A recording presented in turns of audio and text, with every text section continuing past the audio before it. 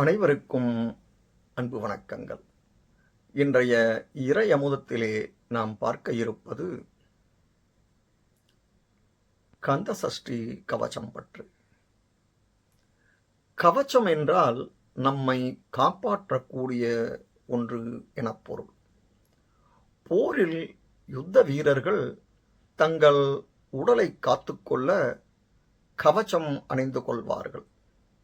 இங்கு கந்த சஷ்டி கவசம் நம்மை தீமைகளிலிருந்தும் கஷ்டங்களிலிருந்தும் காப்பாற்றுகிறது. இதை அருளியவர் ஸ்ரீ பாலதேவராய சுவாமிகள். இவர் பெரிய முருக பக்தர். ஒவ்வொரு மூச்சிலும் முருகனையே சுவாசித்தார். அவர் மிகவும் எளிய முறையாக நமக்கு கந்த சஷ்டி கவசத்தை அளித்துள்ளார். இந்த சஷ்டி கவசத்தை தினம் காலையிலும் மாலையிலும் ஓத முருகனே காட்சி தந்து விடுவார். ஆரம்பமே சஷ்டியை நோக்க என தொடங்குகிறது. சஷ்டி என்பது அமாவாசை மற்றும் பௌர்ணமிக்கு அடுத்த 6ஆம் நாள் வருவது.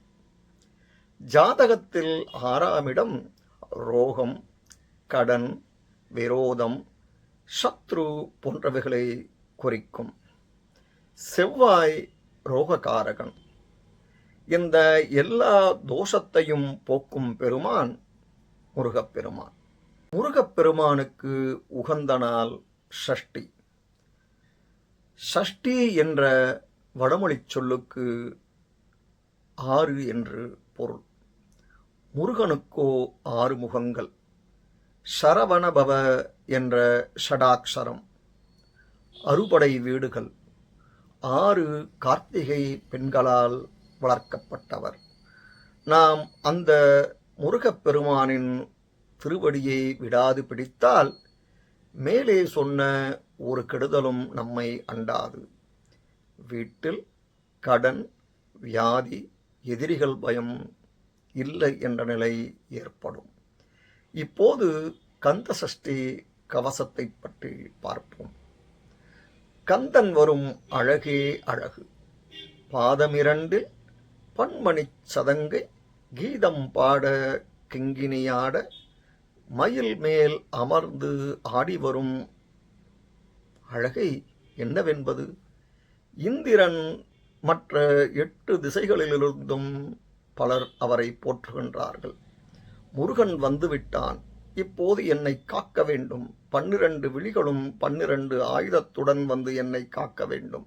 அவரின் அழகை வர்ணிக்கும் போது, முருகா, பரமேஸ்வரி பெற்ற மகனே, உன் நெற்றியில் இருக்கும் திருநீரழகும் நீண்ட புருவமும் பவழச் செவ்வாயும் காதில் அசைந்தாடும் குண்டலமும் அழகிய மார்பிள் தங்க நகைகளும் பதக்கங்களும் நவரத்தின மாலையுடன் உன் வயிறும் அசைய அதில் பட்டு வஸ்திரமும் சுடரொளி விட்டு வீச மயில் மேலேறி வந்து கேட்டவர்களுக்கெல்லாம் வரம் தரும் முருகா என்றெல்லாம் ஸ்ரீ பாலதேவராயர் முருகப்பெருமானை வர்ணிக்கிறார். அவர் கூப்பிடும் வேல்கள்தான் எத்தனை, உடம்பில் எத்தனை பாகங்கள் உள்ளதோ அனைத்தையும் காக்கவா என்று வேலை அழைக்கிறார். வதனத்திற்கு அழகுவேல், நெற்றிக்கு புனிதவேல், கண்ணிற்கு கதிர்வேல், நாசிகளுக்கு நல்வேல், செவிகளுக்கு வேலவர் வேல், பற்களுக்கு முனைவேல், செப்பிய நாவிற்கு செவ்வேல், கன்னத்திற்கு கதிர்வேல், கழுத்திற்கு இணையவேல், மார்பிற்கு இரத்தின வடிவேல், இளமுலை மார்புக்கு திருவேல், தோள்களுக்கு வடிவேல், பிடரிகளுக்கு பெருவேல், அழகு முதுகிற்கு அருள்வேல், வயிற்றுக்கு வெற்றிவேல், சின்ன இடைக்குச் செவ்வேல், நானாங்கயிற்றை நல்வேல், பிட்டம் 2 பெருவேல், கணைக்காலுக்கு கதிர்வேல், ஐவிரல்களுக்கு அருள்வேல், கைகளுக்கு கருணைவேல், நாபிக் கமலம் நல்வேல், முப்பால் நாடியை முனைவேல், எப்போதும் என்னை எதிர்வேல், பகலில் வஜ்ரவேல், இரவில் அணையவேல், காக்க காக்க கனகவேல் காக்க அப்பப்பா, எத்தனை விதமான வேல் நம்மை காக்கின்றன. அடுத்தது எந்தெந்த வகை பயங்களில் இருந்து காக்க வேண்டும் என்று விளக்கப்பட்டுள்ளது.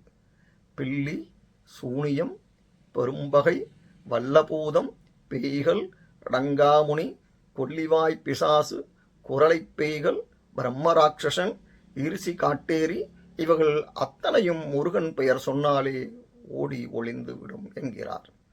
அடுத்தது மந்திரவாதிகள் கெடுதல் செய்ய உபயோகிக்கும் பொருட்கள் பாவி, பொம்மை, முடி, மண்டையோடு, எலும்பு, நகம், சின்ன மண்பானை, மாயாஜால மந்திரம் இவைகளெல்லாம் சஷ்டி கவசம் படித்தால் செயலிழந்துவிடும் என்கிறார். பின் மிருகங்களை பார்ப்போம்.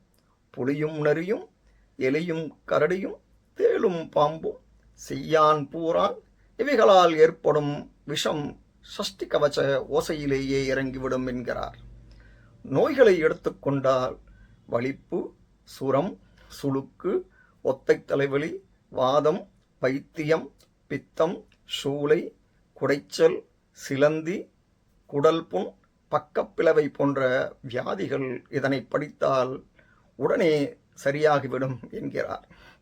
இதை படித்தால் வறுமைகள் ஓடிவிடும். நவக்கிரகங்களும் நமக்கு துணை இருப்பார்கள். சத்ருக்கள் மனம் மாறி விடுவார்கள். முகத்தில் தெய்வீக ஒளி வீசும் என்றும் கூறப்பட்டுள்ளது. எனவே இந்த கந்தசஷ்டி கவசத்தை தினம் தினம் படியுங்கள். வேலவனை போற்றுங்கள். உங்கள் வேதனைகள் எல்லாம் விலகி ஓடிவிடும். நன்றி, வணக்கம்.